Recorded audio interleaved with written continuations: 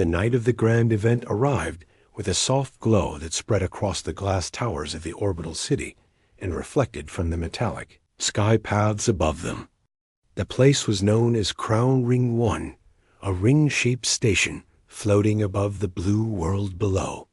The event was held inside a hall shaped like a curved shell of light, with floors that responded to movement and walls that shimmered with soft patterns. The hall belonged to the richest corporation in the region, and the person who stood at the center of every conversation was its leader. This leader was a calm man named Orion, known for building ships that could reach distant stars and return without damage. At the edge of the hall stood a young specialist named Lena. She waited with her hands folded behind her back, trying to calm the unease inside her chest. She worked as a maintenance support member and had been invited only because she solved a system fault the previous week. She did not belong to the world of these guests, and she felt incredibly aware of that fact. She wore a simple dark outfit, with her hair tied in a neat line, and she carried an expression of quiet focus. Lena knew that the other guests saw her as someone who merely repaired things. She had heard it whispered behind her before, and she felt it now as eyes drifted toward her with faint amusement. These people lived in large homes on the upper decks of the station. They had personal ships that flew through the night sky with golden streaks. They had fine clothes woven from threads of light. She had none of these. She had only her work and a quiet talent. She kept hidden from nearly everyone she met. At the center of the hall, there was a sleek piano shaped from dark alloy. It was not old-fashioned like those from past ages. It had no strings. It used quantum plates to create tones so pure that the sound drifted into the mind like warm air. The guests admired it, but they did so without emotion. They touched it as if touching a rare gem rather than an instrument meant to speak to the heart. Lena felt her gaze pulled toward the piano again and again. She had played the real thing when she was young on the ground world. Her father once owned an old handmade piano carved from white wood. She spent her childhood pressing the keys and shaping melodies that made her feel like she could drift beyond the sky. But those days were gone. Her father had left the world earlier than expected. The piano was sold. The memory stayed.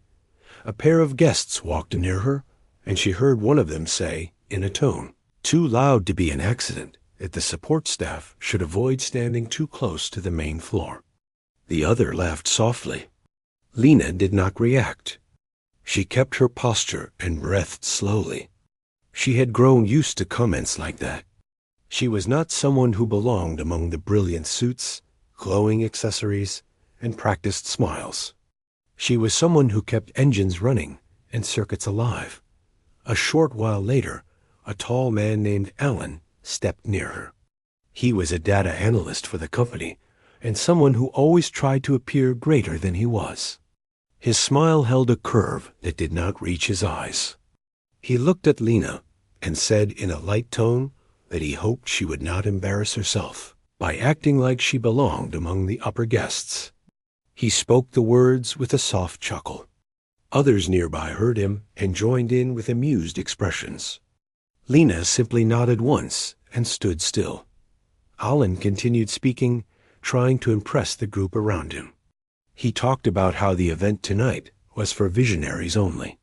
He said that the piano was meant for artists from the elite. He hinted that no one else had the skill to make the instrument worth hearing. Lena kept her gaze away and did not speak. She did not want to create trouble, and she did not want to respond to mockery. The hum of the hall grew louder as more guests arrived, and the air filled with sounds of conversation. The lights dimmed slightly as Orion entered. He was tall and calm, with eyes that seemed to read more than he expressed. He walked with measured steps and greeted a few guests with polite nods. Though wealthy, he did not behave with arrogance. He was someone who valued skill more than status. Many admired him, yet fewer understood him. He approached the center of the hall where the piano rested, and asked if any guest wished to play something before the formal meeting began. Several guests laughed softly and said they did not wish to make mistakes on such a remarkable instrument. Others admitted they had not practiced in years. The room remained silent for a moment, filled with unwillingness.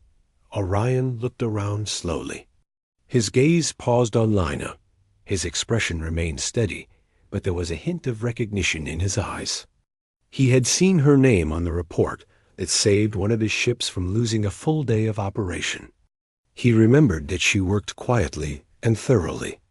He also remembered reading in her profile that she once trained in music before shifting to technical work.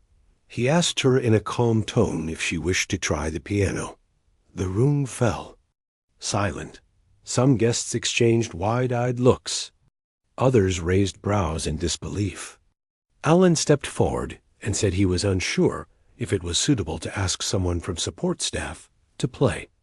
Orion did not respond to him. His attention remained on Lina, waiting for her answer.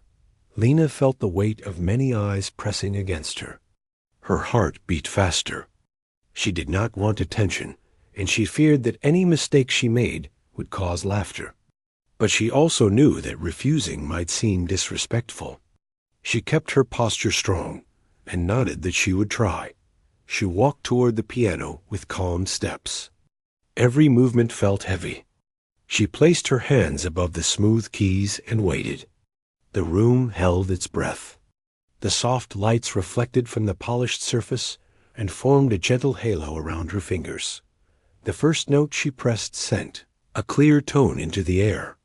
The sound vibrated across the hall, sliding between the glass structures like a soft river. It was warm and pure. She pressed another note, then another. Slowly a melody began to form, shaped by her memories of home and her father's smile. The audience leaned forward. The tune deepened. It rose like a quiet sunrise and flowed like wind over distant mountains. Lina became unaware of the guests, unaware of the hall, unaware of the pressure that had rested on her all evening. She was lost in the sound she created. Her eyes softened and her hands moved with growing confidence. More tones spilled into the air, forming patterns of rising hope and steady calm. The piano responded to her touch as if it had waited for someone who cared about more than skill. The room seemed to breathe with the music. Even the glowing floor dimmed in a soft rhythm. When the melody reached its peak, something changed. The transparent windows along the hall shimmered as starships in orbit passed by. The music echoed around them like a call traveling beyond the station. The sound carried a depth that suggested human emotion at its finest. It was not flawless. It was heartfelt. The guests who mocked her earlier grew silent and still. Alan watched with an expression that shifted from disbelief to discomfort. None of them had expected someone like Lina to play with such strength and sensitivity. They realized they had judged someone without seeing her true worth. Orion watched her with a slow nod. He understood that this moment was larger than a performance. It was a reminder that talent did not belong only to those with wealth. When Lina ended the last note, the room remained silent for several seconds. Then applause rose from every side. It was not forced. It was sincere. Some guests stood. Others looked stunned. The sound grew until it filled the entire hall. Lina bowed her head slightly, overwhelmed. She stepped back from the piano, ready to return to her place near the wall. But Orion approached her. He spoke calmly and asked her if she would be willing to play again at future events. He said that her music had given the hall a sense of meaning it had been missing for years.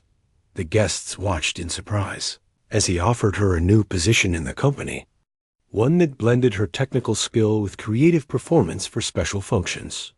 He wanted her to train new members in the musical system embedded in the station's entertainment modules.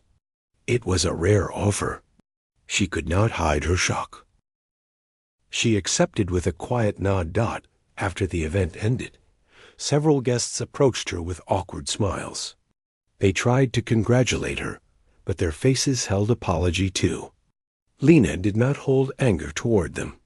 She simply thanked them politely. She knew that their words came from surprise, not sincerity. She did not need their approval. She walked toward a quiet balcony with a view of the stars.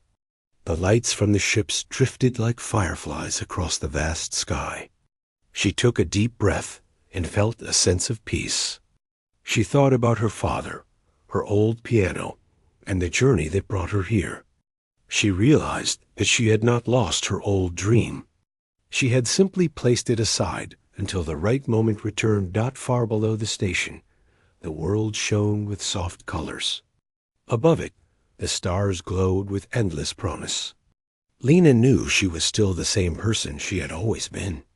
She had no desire for fame or luxury. She only wanted to create something honest. And tonight she had done that. As she stood there, another gentle sound drifted from the hall behind her. The guests were still speaking about her performance. They wondered how someone quiet and unseen could hold such depth. They wondered how they had overlooked her. This was the nature of humans. They underestimated each other, yet they rose beyond expectations again and again. It was why they reached the stars. It was why they built great stations and sent ships into distant voids. They carried not only technology, but heart. Lena walked back into the hall and found Orion waiting near the piano. He asked if she would like to learn the advanced modes of the instrument, the ones that used quantum resonance to shape sound in three-dimensional form. She agreed with gratitude. He told her that he looked forward to seeing how far she could go. Over the next hours, she met engineers who wanted her help linking music with energy fields. She met scholars who wanted recordings of her work for their studies. She met young staff who said they felt inspired after hearing her. The same hall that had once felt cold now felt like a place she could belong. By the end of the night, the air carried a sense of renewal.